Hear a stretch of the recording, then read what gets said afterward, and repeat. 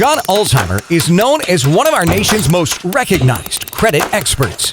Having worked for 28 years in the credit industry, John has become one of the most prolific speakers about credit and the go-to authority on answers to credit-related questions. Credit Countdown with John Ulzheimer. Hello, this is John Ulzheimer. I am a consumer credit expert. I've got almost 30 years of, actually, I do have 30 years of experience. It's my anniversary this month. 30 years of experience in the credit industry.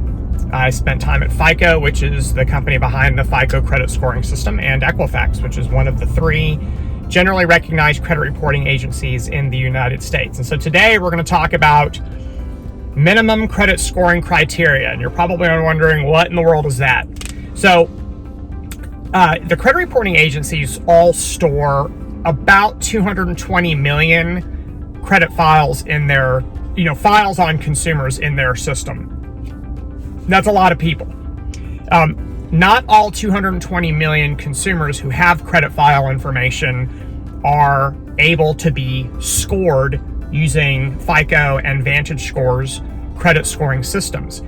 Just because you have a credit report does not mean you have a credit score. So your credit report has to actually satisfy certain minimum criteria in order to qualify for a valid score. So if you ever hear people talk about how, the bank pulled my credit report, but they couldn't get a score on me, this is very likely what's happened is that particular credit report has failed the minimum scoring criteria, therefore there is no score. So what is the minimum scoring criteria? It's actually different for FICO than it is for VantageScore. For VantageScore, generally speaking, you have to have some sort of activity on your credit reports within the last year. And if you do have some sort of activity on your credit reports, things like an inquiry or an account, then you're going to get a VantageScore. VantageScore's credit scoring criteria is a little bit more liberal than FICO's, and so more consumers are actually scorable under the VantageScore system than under the FICO scoring system.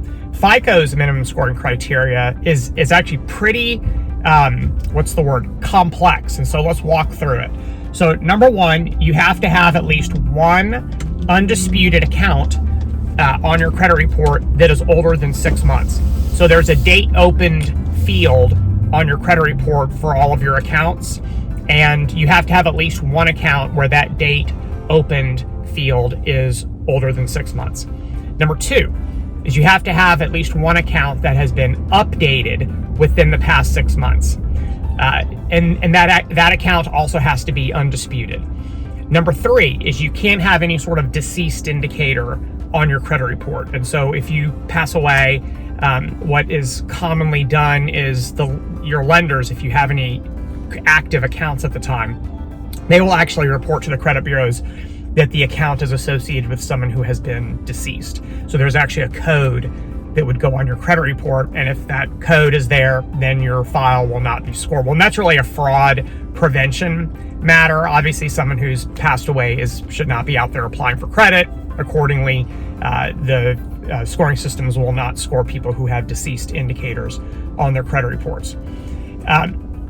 One account can satisfy all that criteria. So if you have an American Express card that you opened 10 years ago that just updated last month because it's an active account and you don't have any sort of deceased indicator, you're going to qualify for a score under both the FICO and the VantageScore scoring systems. If you have accounts on your credit report that are all in dispute and you don't have anything that is not disputed, then your file will not be scorable regardless of how old the accounts are. You have to have something that's not in dispute in order for your credit report to be scorable. So what happens when a lender attempts to pull a credit report that does not have a score? Well, they're going to get some sort of reject code when they pull the credit report. There's actually codes that are sent back on credit reports that are not scorable, and that the purpose of that code is to let lenders know that the credit report that has just been pulled is not scorable for some reason. Either there isn't any activity on any recent account, or the accounts aren't old enough, or there's some sort of a deceased indicator. So it should be very, very clear to the lender when they attempt to pull your credit report that you're not a scorable file for some specific reason. So what can you do about that? Well, Obviously, if you have an unscorable credit report, it's because normally your accounts are either very stale, meaning that there's no activity on them, or you've just got a very, very limited credit report. Maybe you don't have any accounts on it because you're a very young person or you're new to the country. And so once you start to accumulate accounts, either secured cards or you become an authorized user on someone else's account, then you're going to start to satisfy these various scoring criteria, and your credit report will begin to be scored under the FICO and VantageScore's credit scoring systems, and obviously things will become much easier when that occurs. So if you have any questions about credit scoring or any of the minimum criteria that we discussed today, drop them in the comment section below and I'll get to them. Thank you very much for watching. Have a great rest of your day. We'll talk again soon. For more videos and credit tips from John Ulzheimer, go to www.tradelinesupply.com.